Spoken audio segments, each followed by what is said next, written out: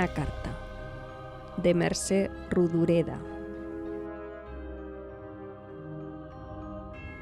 Señor doctor, no se extrañe de que le explique por escrito lo que me pasa. No se extrañe de que firme con un nombre que no es el mío. Aunque hago mal al decirle que no se extrañe, pues si no le dijera que el nombre con el que firmo no es el mío, usted no podría saberlo. Pero he de decírselo. En realidad no sé por qué.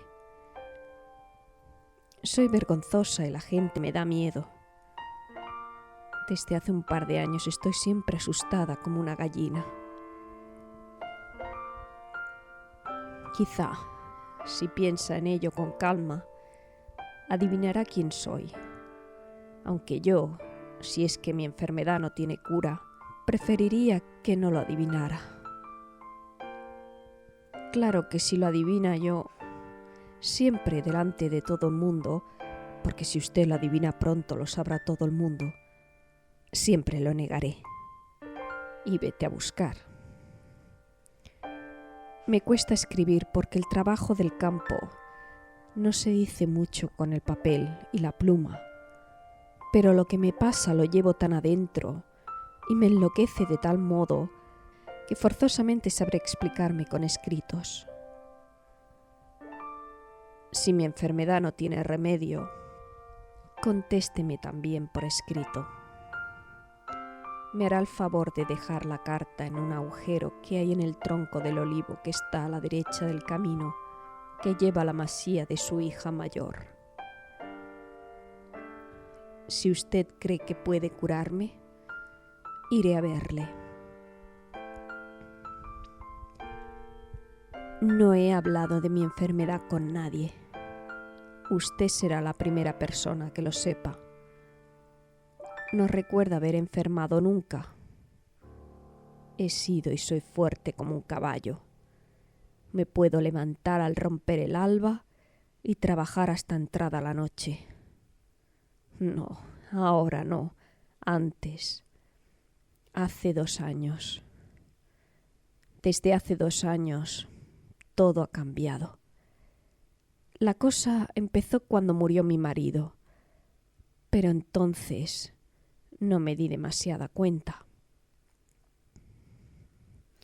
Usted conoce tan bien como yo estas madrugadas de últimos de verano, todavía rubias y no del todo dormidas, solo quietas. El trigo ya no se mece porque lo han segado, y las amapolas, quién sabe dónde fueron a parar. Una madrugada así, mi marido dijo que quería comer higos para desayunar.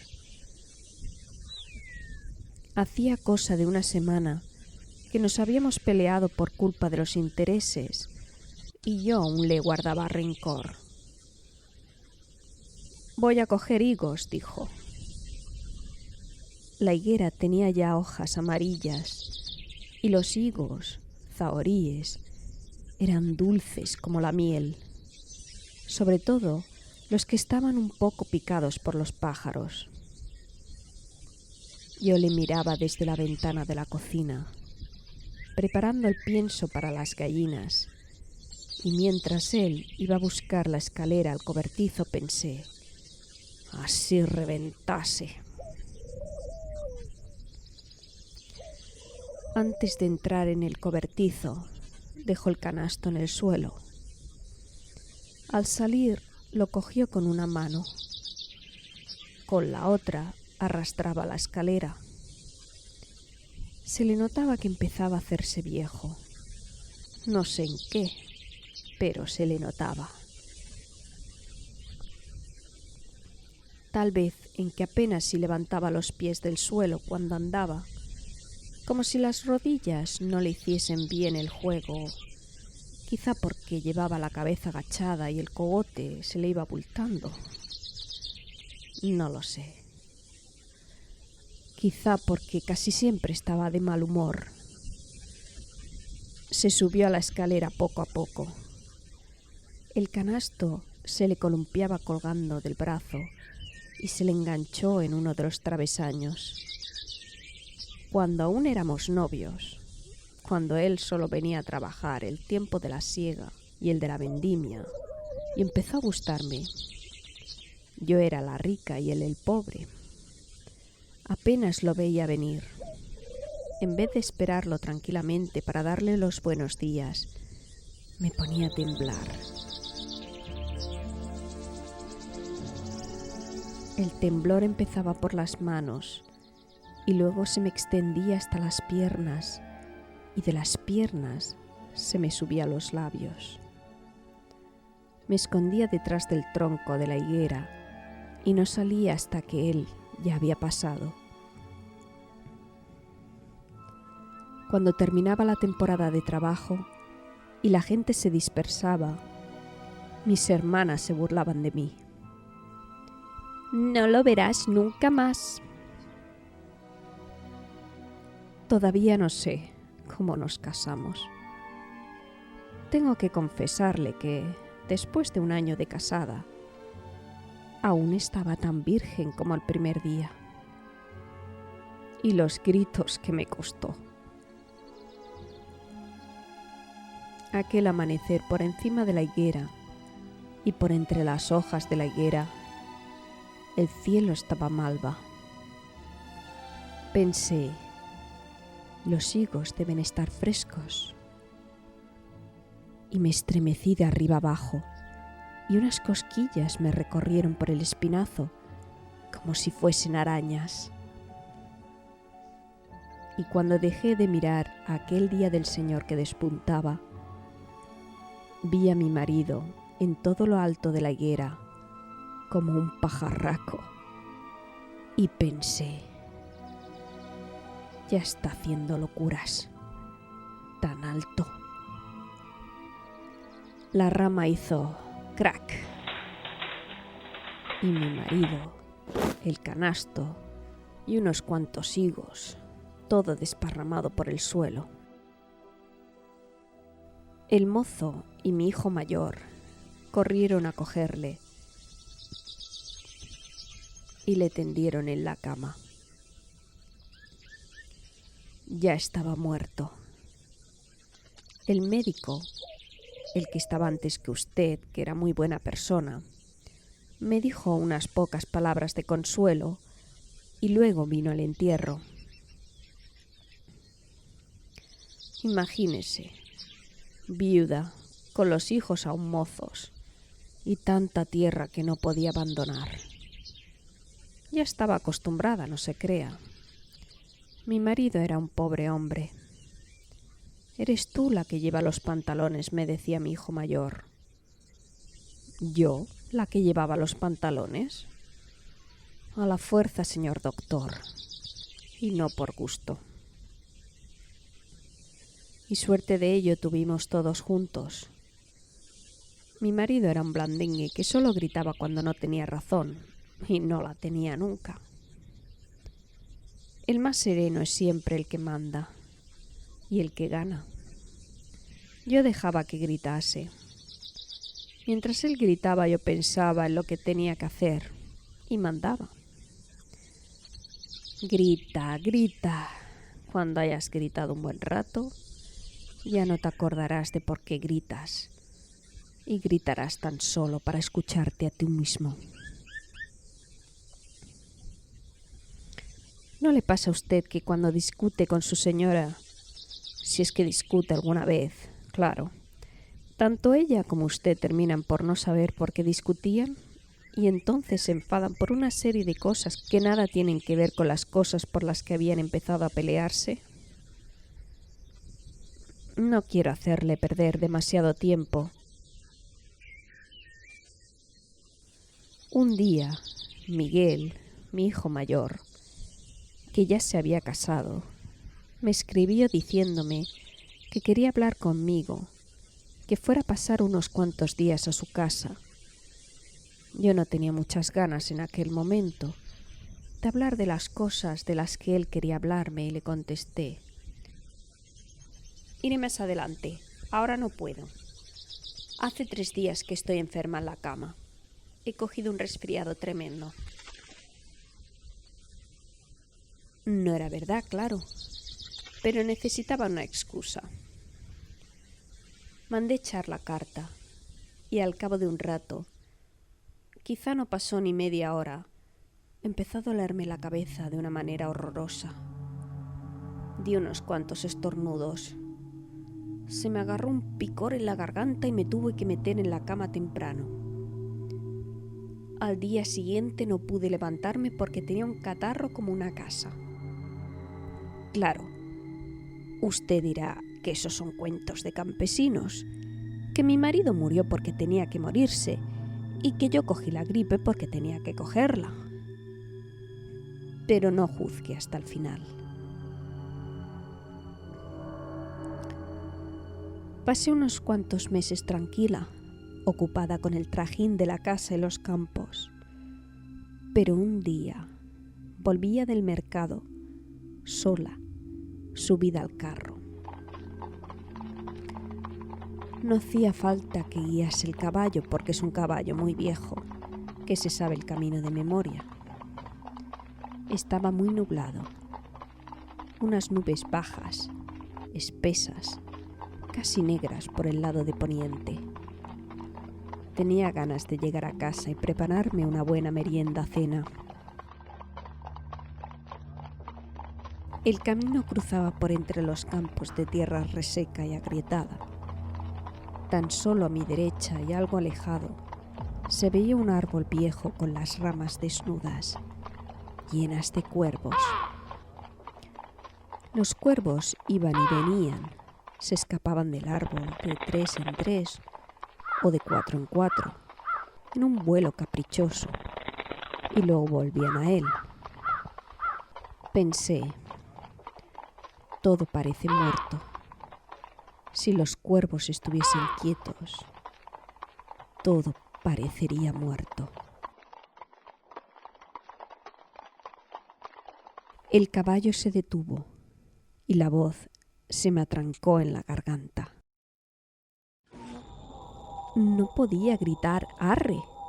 Y los cuervos del árbol y los que volaban quedaron inmóviles, unos en las mismas ramas, otros en el cielo.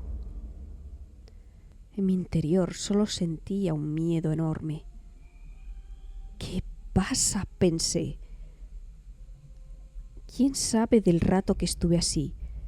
Quizá una hora, muerta encima del carro, con el caballo muerto y todo, alrededor helado.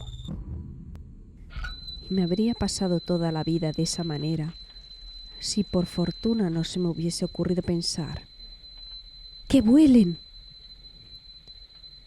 Los cuervos del árbol, ahora uno, después otro, empezaron a marcharse de las ramas. Los del cielo se dispersaron y el caballo se puso a andar de nuevo. Al cabo del tiempo, si antes de dormirme pensaba en este suceso, se me ponía la carne de gallina y me oprimía el corazón. Pero no es nada. Espérese y verá. Al día siguiente de Navidad, es decir, el día de San Esteban, cuando ya había transcurrido un mes desde la tarde de los cuervos, me levanté, fui al comedor y encendí el hogar. Los mozos habían ido al establo y las chicas con Agustina estaban limpiando los gallineros y cambiando la paja de las incubadoras. Fuera, la noche aún estaba cerrada y solo se veía la luz de las ventanas del establo y en la rendija de la puerta entreabierta del gallinero. Me entraron ganas de hacerme una tostada. Restregué un diente de ajo por la rebanada de pan, le esparcí un puñadito de sal y la aliñé con aceite. El aceite estaba helado y tuve que poner la botella un rato junto al fuego. Las llamas subían por la chimenea con un empuje y un colorido que raras veces había visto. El azul y el rojo jugaban juntándose y separándose, y los crujidos de la leña hacían del hogar Una noche de San Juan. Me senté junto al fuego y cuando iba a dar el primer mordisco a la rebanada de pan, la miré pensando. Está poco tostada. La llama más alta y más roja, como si un golpe de viento la hubiese doblegado. Se separó de su base como cortada por un cuchillo y quieta se acercó a la rebanada, con mucho cuidado para no quemarme los dedos. La tostó hasta su punto exacto y se volvió a la llama madre. Dio un gritito y alegremente trepó en un rizo por la chimenea. ¿Qué me dice?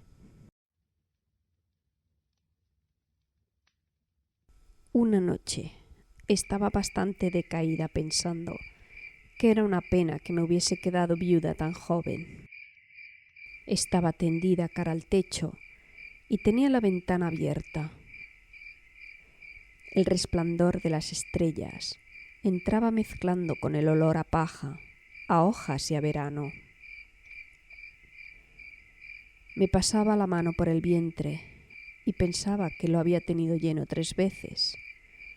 Lleno, tenso y brillante, y que cuando mi vientre estaba lleno, mi cara resplandecía. Las peleas con mi marido no tenían de hecho importancia. Todos los malhumores se disipaban en la cama. Y miré, me creerá o no. Yo no me atreví a mirar, pero sin mirar vi que la sábana, a mi lado, se abultaba como si una persona se hubiese metido en la cama. Y sentí como una mano iba pasando por mi vientre. Una mano que no era la mía. A media mañana me encontraron en el suelo, junto a la cama, sin sentido. Cuando volví en sí estaba amarilla como una magnolia y tenía un ataque de nervios que me obligaba a abrir y cerrar un ojo en contra de mi voluntad.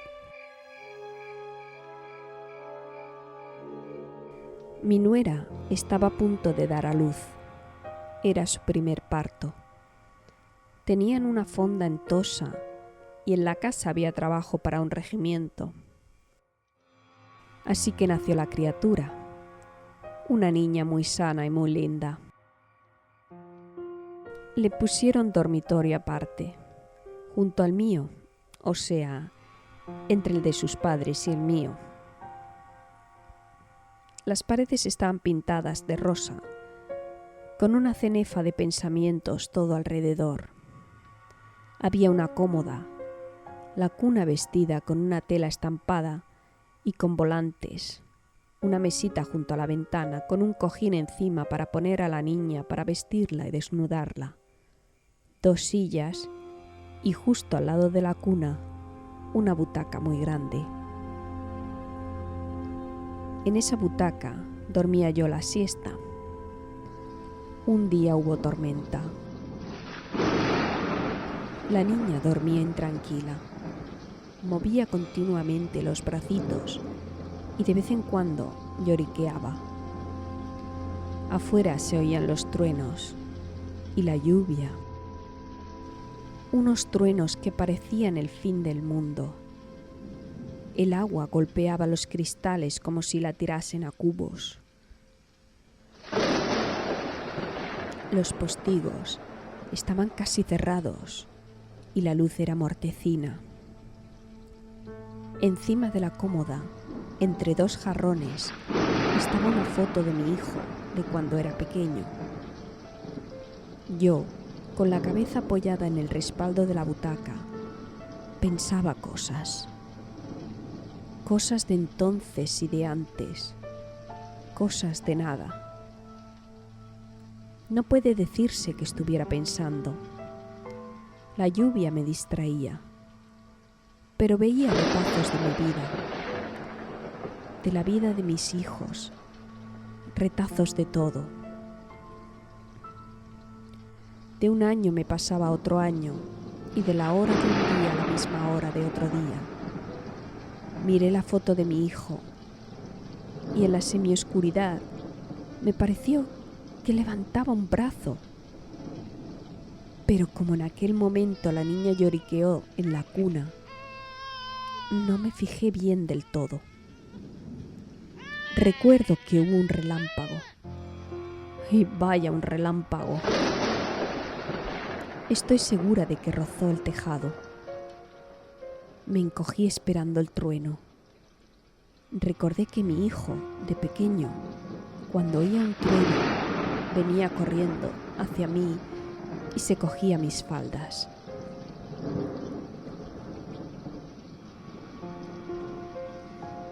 Y de pronto estalló el trueno, un trueno de esos que tardan en seguir al relámpago, pero que se arrastran por el cielo como si fuesen una fiera herida. Y entonces, desde lo más oscuro salió un chiquillo, y en el momento en que se me agarraba las faldas, entró mi nuera alarmada. Y el chiquillo se esfumó, pero mi nuera lo había visto. ¿Qué hace este niño aquí? Le dije que veía visiones. Se lo creyó. Y cuando ella se lo hubo creído, también yo me lo creí. Pero ahora viene lo peor. A mí me gusta el mar. Los últimos días que estuve en Tossa, me iba a pasear por la playa después de la cena. Una vez el trabajo quedaba listo, iba a Codolar a mirar el oleaje. Aquella noche, la noche de que quiero hablarle, las olas, no sé cómo decirlo, eran humildes. Me tendí sobre la arena. La noche estaba en calma y era calurosa. Supongo que me adormilé. Cuando cerré los ojos para reposar, todo se había vuelto negro. Pero después, a medida que me iba despertando por la rendija de los párpados que solo entreabría, se coló la luz de la luna. Una luna, como si Dios en persona terminase de ponerla para siempre entre el mar y la noche. Como si estuviera hecha con todas las flores del manzano de mi huerto. Adormilada aún, miraba y escuchaba, y me parecía que la tierra miraba con mis ojos y palpitaba con mis sentidos, como si yo no fuese de carne, o como si el mundo fuese yo. Y casi sin pensar, pensaba palabras. Flores, manzanas, manzanos florecidos de blanco, blanco de flores, blanca flor de manzano, flores esparcidas por tierra. Y pensé que sería hermoso ver a un manzano en medio del mar. De repente se detuvieron las olas y el corazón se me puso a dar saltos. Como si al detenerse el oleaje del agua, empezara a moverse el oleaje de la sangre en mi corazón. Poco a poco, casi me senté con el codo clavado en la arena y los ojos redondos como dos bolas de cristal. Porque, señor doctor, un poco hacia adentro, el agua empezó a burbujear. Gluc, gluc, hacía. Gluc, gluc. Las burbujas jugaban, nacían y morían. Y de la herida que dejaban sobre el agua lisa, salían flores y más flores. Y por último, todas juntas, fueron formando el manzano. Imagínese un manzano florecido en pleno verano y en el mar. Si le dijera que creí tener calentura, le diría la verdad. No pensaba en nada, tan solo miraba. Instintivamente me levanté y fui hasta la orilla del agua. El manzano estaba allí, clavado en el agua, tirante y tersa, y me fui acercando a él. Me fui acercando. En las plantas de los pies tenía seda. El agua era de seda y el manzano me esperaba y parecía decirme: ven, ven.